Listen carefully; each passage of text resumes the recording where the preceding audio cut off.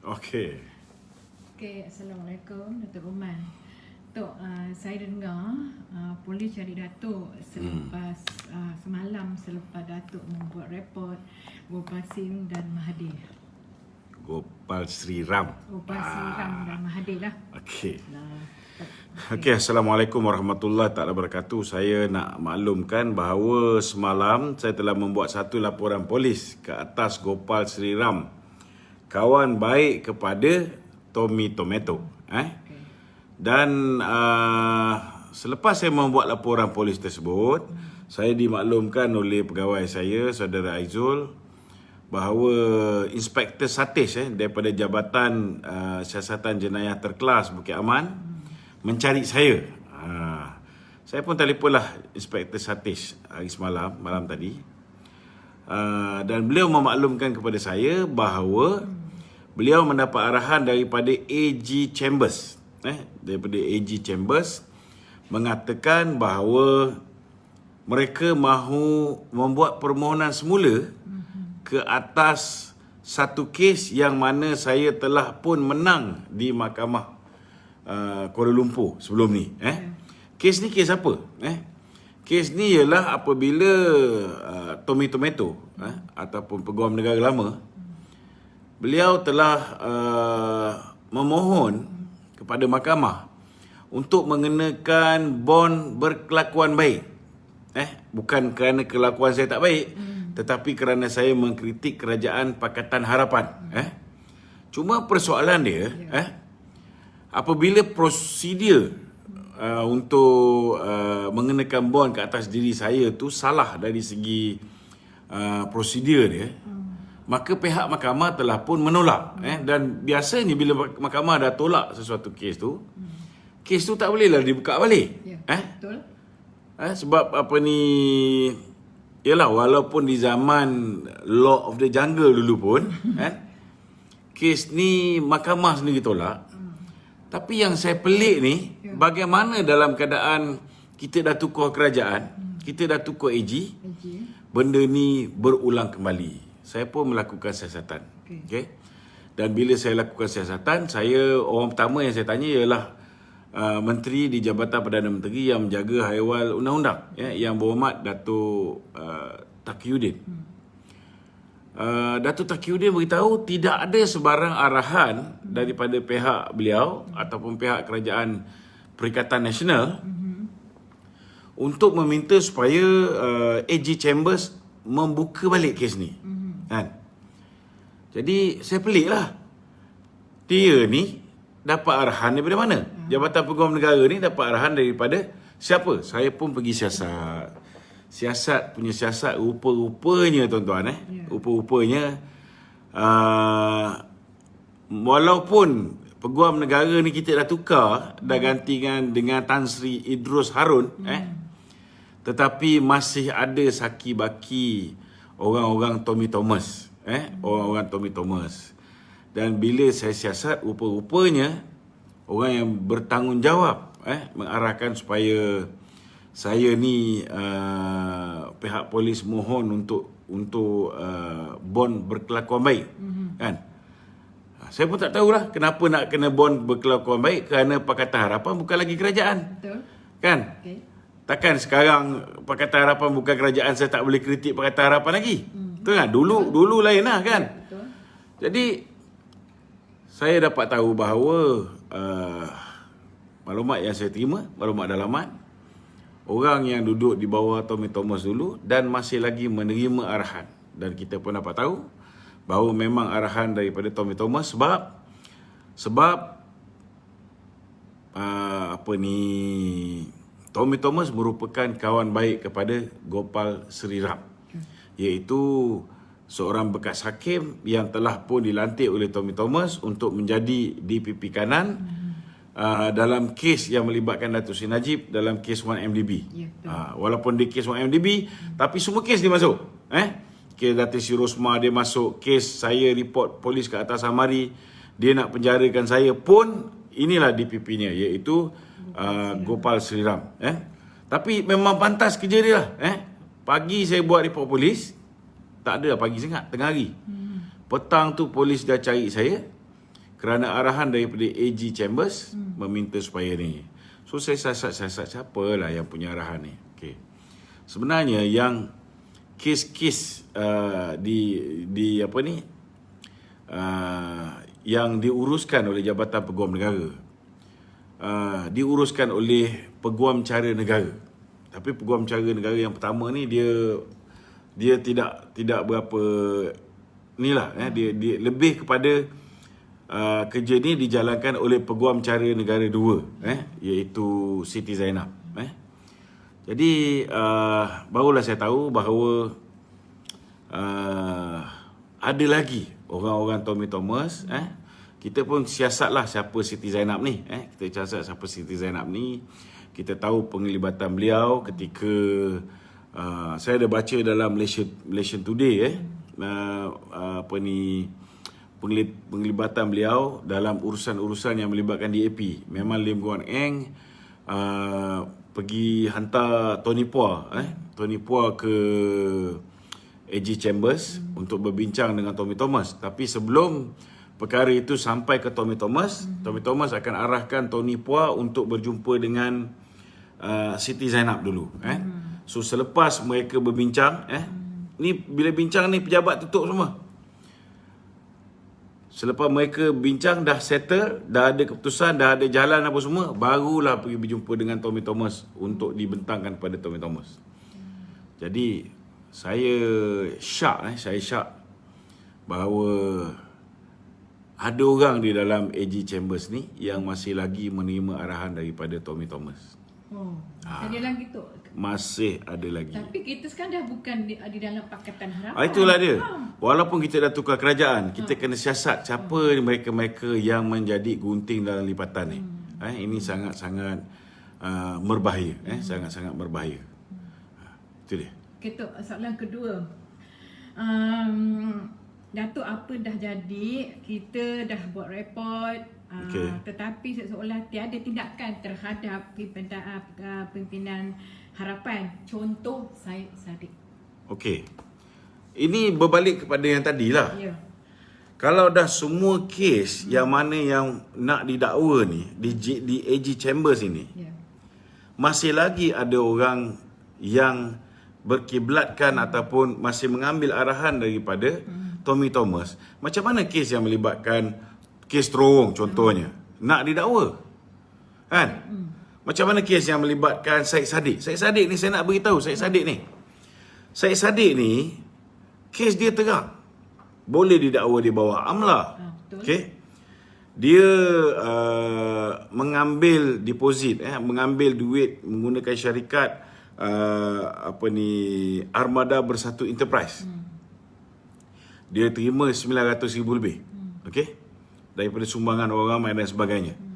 Dan daripada 900,000 lebih ni, 120,000 telah dimasukkan ke dalam akaun tabung haji dia. Dah terang dah.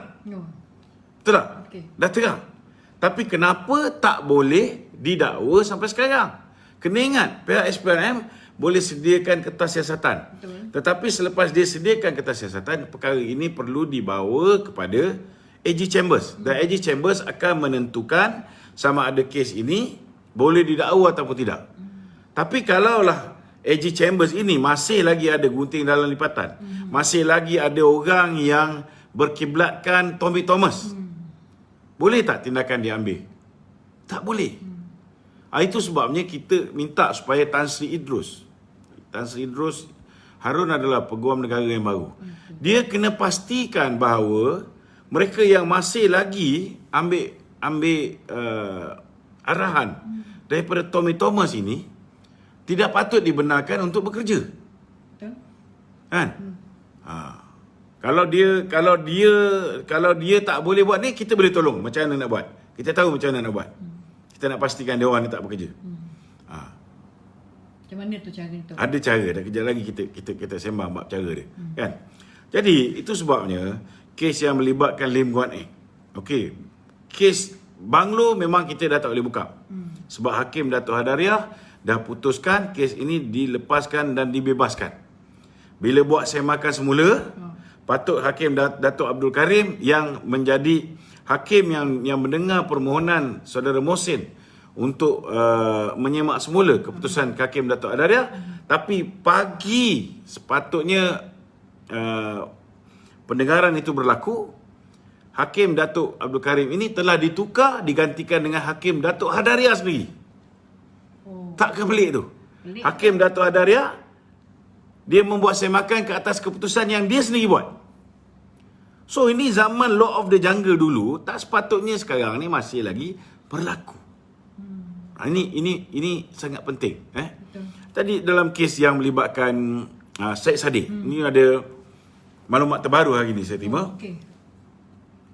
Maklumat terbaru yang saya terima hari ini, Tun Dr. Mahathir dan juga Mukris ni telah membantu Syed Saddiq dengan mewujudkan satu dana khas. Okey, dana ni duit yang diambil daripada ICU sebanyak 5 juta ringgit.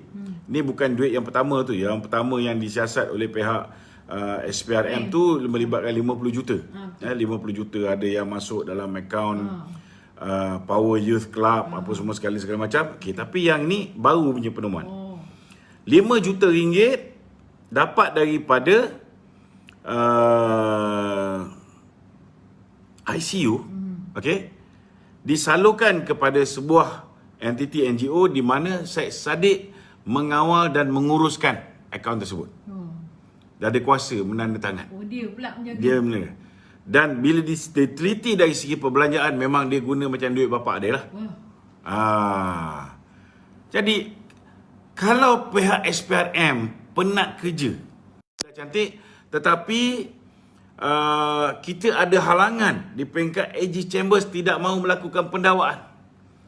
Ataupun di peringkat AG Chambers memberikan selepas meneliti ketasiasatan daripada pihak SPRM mengatakan bahawa ini kes tak kuat, tak boleh didakwa. Kalau dakwa kita boleh kalah. So akhirnya mereka mengambil keputusan tak dakwa, kita pun akan menjadi masalah. Itulah Soalan yang terakhir. Ya. Bagaimana cara kita nak mengatasi dalam gunting dalam lipatan ni yang berada di dalam Jabatan Peguam Negara? Jawab. Dia senang je. Bila orang yang terlibat membantu orang yang korup, orang yang salah guna kuasa, maka dia dah terbiasa dengan sikap korup, salah guna kuasa, menyeleweng dan sebagainya. Jadi setiap kali mereka ni terlibat dalam sesuatu proses membuat keputusan, mereka akan terdedah untuk mengambil kesempatan. So saya dah siasat kes yang melibatkan pegawai-pegawai yang halo? Tengah live. Okey. Sekarang entah. Setiap kan? Okey. Saya dah teliti, okey. Kita dah dapat maklumat, okey, tentang kelemahan orang yang melindungi puak-puak Pakatan Harapan ni. Jadi insya-Allah hari Isnin ini saya dengan Laskar Cyber Malaysia kita akan pergi ke Jabatan Peguam Negara. Kita akan membuat satu laporan SPRM ke atas Peguam Cara Negara kedua, iaitu Siti Zainab. Okey. So kenapa tu nak buat under Laskar Cyber Malaysia tu untuk buat satu laporan? Okey. Kita akan buat laporan ni pukul 3 petang. Kita akan buat laporan ni pukul 3 petang di Ibu Pejabat SPRM di Presin Presin 7 Presin 7 Putrajaya Ibu Pejabat. Okey, kita akan buat laporan SPRM ke atas Datuk Siti Zainab bin Omar dan Dr. Zawiyah binti Omar, kakak dia Oh, dia adik-beradik. Ya, adik-beradik ni. Oh, Kerana ketika beliau berkhidmat di Jabatan Peguam Negara, yeah. beliau pernah mewakili Jabatan Peguam Negara dalam mesyuarat Land Exco, wilayah persekutuan. Maknanya yang mesyuarat untuk pentadbiran tanah di wilayah persekutuan. Okay. Dan ketika beliau berada dalam mesyuarat tersebut, dia ada dalam mesyuarat ke, dia tak ada dalam mesyuarat ke, tetap salah. Tetap salah. Okay. Mesyuarat tersebut telah membuat keputusan memberikan sebidang tanah, menganugerahkan sebidang tanah kepada Datuk Siti Zainab binti Omar dan kakaknya Dr. Siti Zawiyah binti Omar. Oh. Okey. Tanah ni saya boleh bagi dia punya land title dia. Okey. HSD 120699 PT 2506 Mukim Ampang. Keluasan dia 893 meter persegi. Okey. Nama dia dan kakak dia. Jadi kita nak beritahu dengan Tan Sri Idrus ni, selepas laporan SPRM dibuat, kita permudahkan kerja Tan Sri Idrus untuk membersihkan Jabatan Peguam Negara daripada sebarang elemen-elemen ataupun sebarang pihak yang masih berkiblatkan Pakatan Harapan. Kita akan buat laporan SPRM dan sewajarnya ketika proses siasatan dilakukan ke atas Datuk Siti Zainab, beliau tidak lagi boleh menjalankan tugas sebagai Peguam Cara Negara nombor 2. Sepatutnya jawatan beliau tu digantung dan orang lain ambil alih. Dan saya yakin kalau orang lain ambil alih, maka kerja-kerja yang melibatkan